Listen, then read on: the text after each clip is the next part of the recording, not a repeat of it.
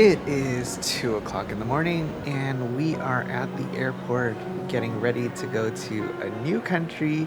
We are going to the country of Georgia where we'll be spending a few weeks. Apparently a lot of the flights into Georgia either leave or arrive at ridiculous times of the night. So our flight tonight is leaving at 3:55 a.m. But I hope that after we get a little bit of rest, we'll be able to explore and enjoy Tbilisi, Georgia. So I hope you guys can join us for the ride.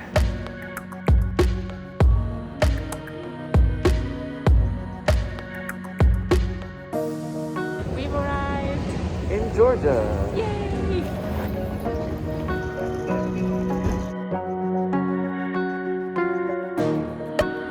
After we landed in Tbilisi, we pretty much crashed, and so we got some rest, and now we're ready to go out and about in the city to explore this wonderful European-looking city centered around a river and on hills, and it's just beautiful. All right, we're headed now for our first stop at the Dry Bridge Market, which is a market full of trinkets.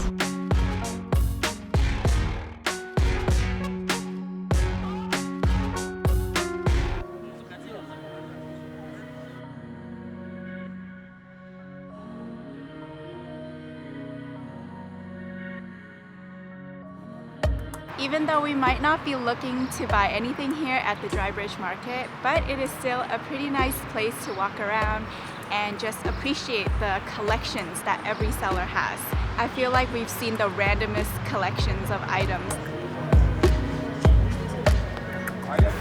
There are these old style cameras here. It's very cool.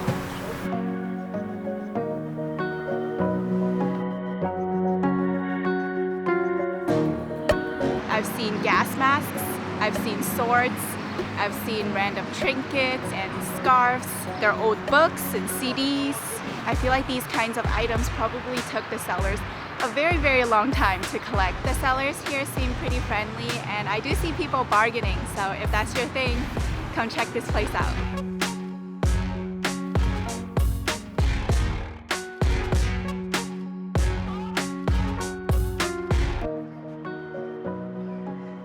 Tbilisi means warm place, and that's for good reason. It gets really, really hot. So we're out and about, walking along the streets. The streets are really beautiful and different, and we're about to reach the clock tower, which is a pretty famous destination. Let's go check it out.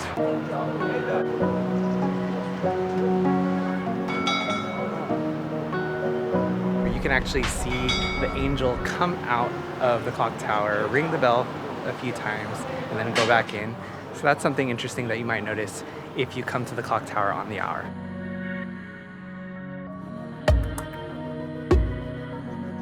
The streets here and the alleyways feel very, very European.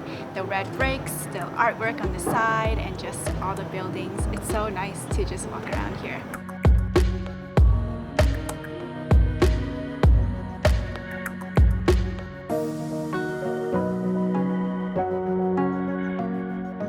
It's now late in the afternoon and we're walking over to the Bridge of Peace, which apparently there's a lot of disagreement over whether or not people actually like it. From the Bridge of Peace, you can actually see a lot of different things. So we're gonna go over and take a look. All right, let's go up. As with most tourist attractions, I think the best time to come is probably earlier in the day, preferably in the morning. Today we came in the late afternoon and the bridge is full of people. There are a lot of people marketing for boat tours, people with animals like peacocks and monkeys and parrots, and overall it's just very busy, and every few seconds you're being interrupted by these people marketing for their services.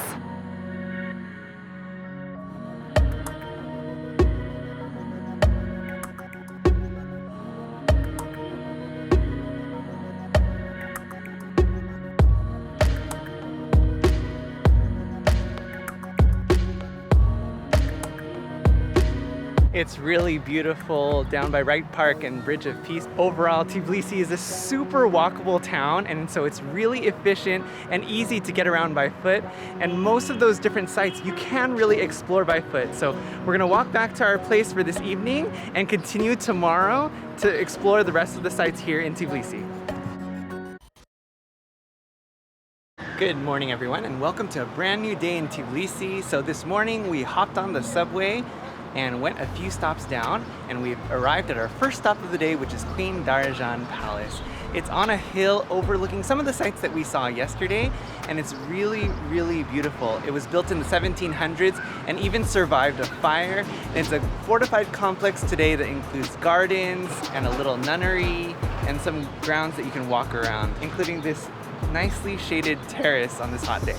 So you might have noticed that my outfit is a little different from usual. It's because we're going to be visiting some Orthodox churches and monasteries today, and I have to be a little bit more conservative, so I'm wearing a kneeling skirt. I brought a flannel and a headscarf for later.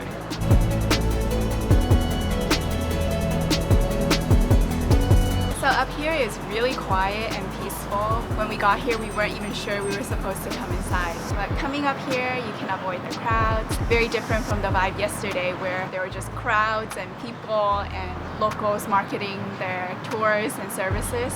But up here, it's just peaceful and quiet. We were just up there.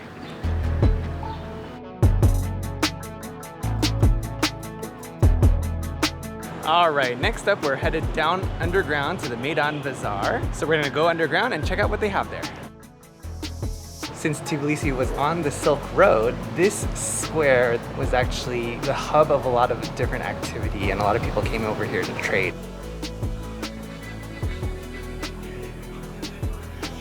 So if you're looking for a nice place to cool off, the Meidan Bazaar is a nice underground passageway with a lot of antique and souvenir items, and it's just a really nice and chill place, and there weren't that many people around, and it's very short and simple. You can get through it really quickly. We've now reached the Sioni Cathedral, which indicates Zion in Jerusalem, and this used to be the major cathedral in the city of Tbilisi before the Holy Trinity Cathedral was built.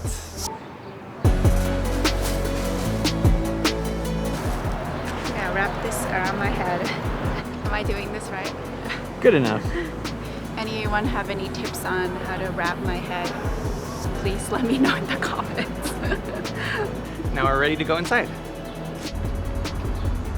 There were people inside doing their various forms of worship, and they were also burning incense inside, which really triggered my allergies, so I had to come out.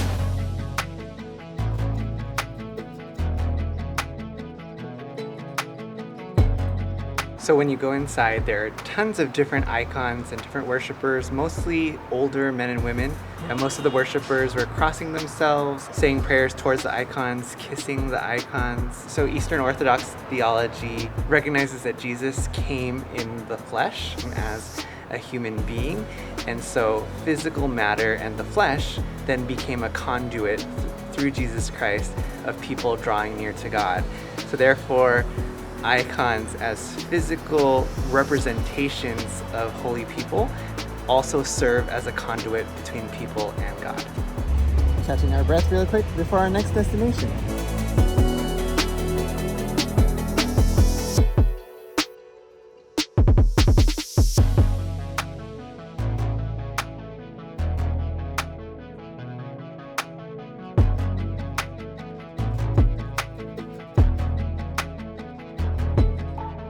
So the cable car takes you all the way up to the Narikala fortress for about 2.5 lari. It's a spectacular view, though if you go while the sun is beating down hard, it'll be really, really hot up there, which is what we experienced. It's not the best place to see the Mother of Georgia, but the views of the entire city are sweeping. And then after you go up the cable car, you can actually go down by the Betlemi Steps.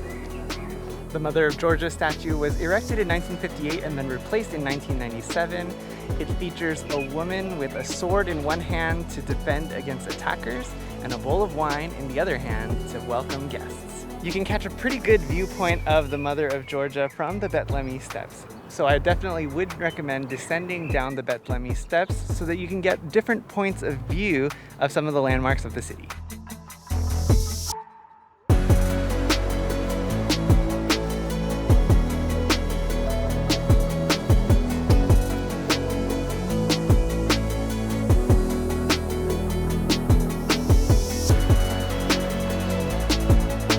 This street looks so beautiful that it almost looks fake, like those Las Vegas skies inside the casinos.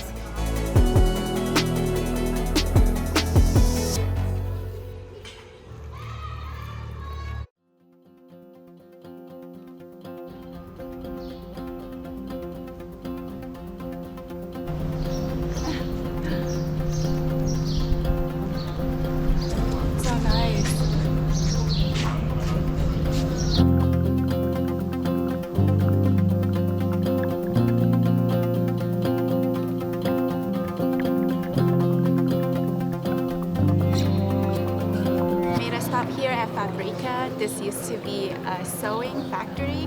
Now it's just filled with art and graffiti and different stores. A lot of young people actually hang out here.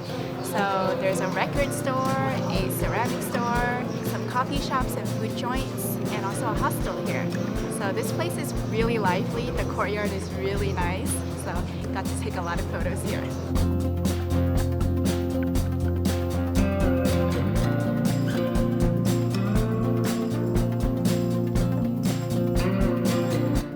In Tbilisi, in addition to a subway metro system, buses, and taxis, you can get around via marshrutkas. They're minivans that frequently transport passengers in many ex-Soviet countries.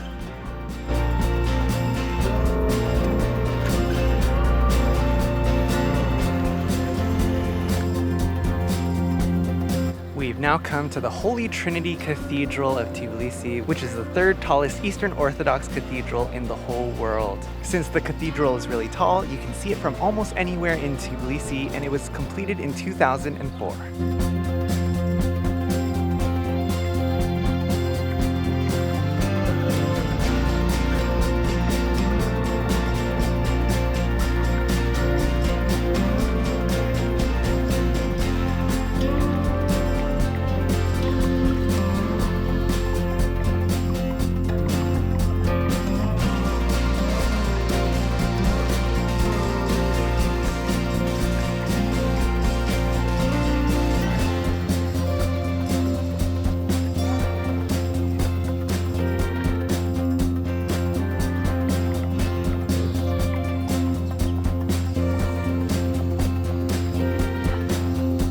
So as usual, we were not allowed to film inside the cathedral.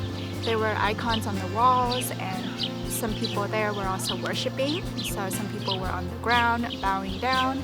Some people lit up some candles and incense. One other thing about the Holy Trinity Cathedral is that since it sits on top of a hill, you can also get scenic, panoramic views of Tbilisi.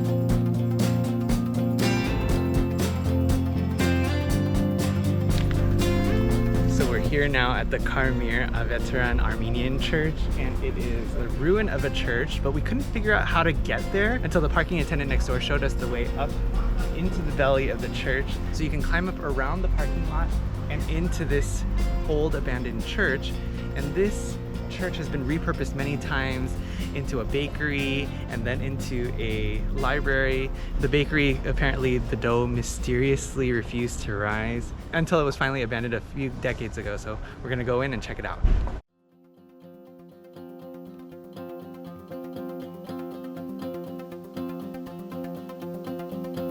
This is honestly a bit spooky because obviously we've been around ruins before, but it is very, very obvious that this was very recently used for something.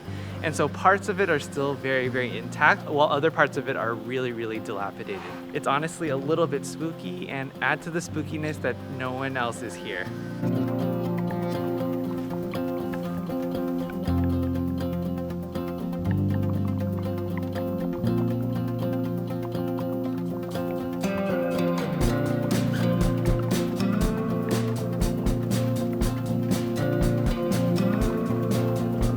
We were wandering around and we ended up at the Metekhi St. Virgin Church. This is an unexpected surprise because I've actually been looking for this viewpoint for a while.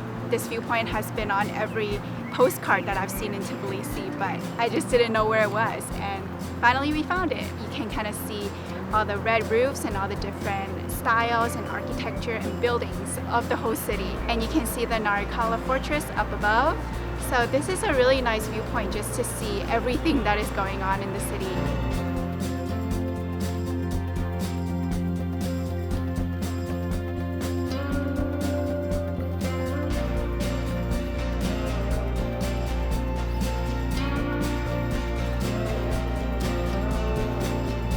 So these red brick domes are the sulfur baths, which is what Tbilisi is known for. Tbilisi literally means warm place, and it's because of these mineral hot springs that are found here. Or you can definitely smell sulfur here.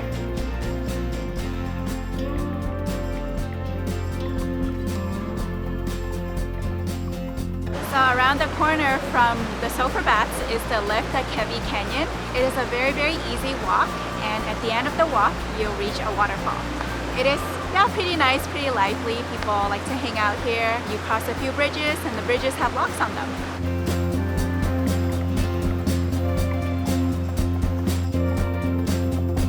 We decided to visit the Narikala fortress again because the other day we went down the side of Mother of Georgia and we actually didn't get to see this side.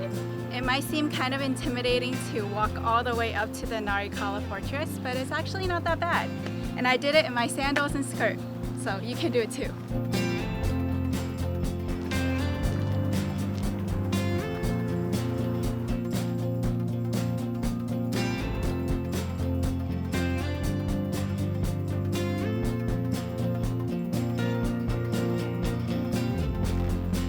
This is awesome.